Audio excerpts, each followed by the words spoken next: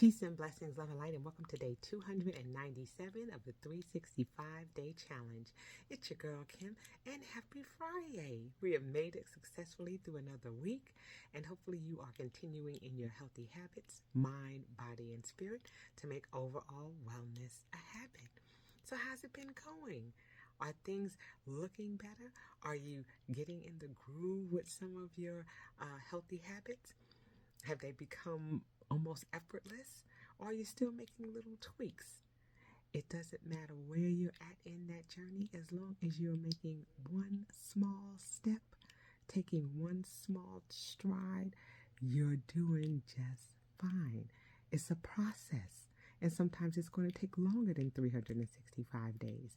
But what we're doing is we're creating those habits so that we begin to create a rhythm. And they're going to begin to work in your favor as long as you're consistent and you stay the course. That's the key. Okay, so again, we're talking about harvesting personal growth through this month of October. And today we're going to talk about facing your fears. Okay, it's important that we take time to first identify what those fears are and then also why we are fearful. Sometimes it may be a situation that happened when we were younger, and so we haven't let that go or released it to be able to take a step forward to do that thing that may have caused us some trauma. So it may be something that we have to discuss with a healthcare professional, or it may just be something that because we don't know enough about it, we're just fearful because of not knowing or not being clear on what the possibilities can be behind that. Or we may have seen it happen negatively for another person and we've taken that on and not tried it ourselves, but just went based on what happened to someone else, even though we may not know all of the circumstances behind why it happened for them that way.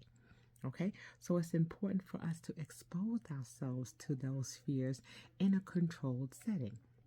I'll give you an example. My girlfriend is deathly afraid of heights and she's afraid of elevators.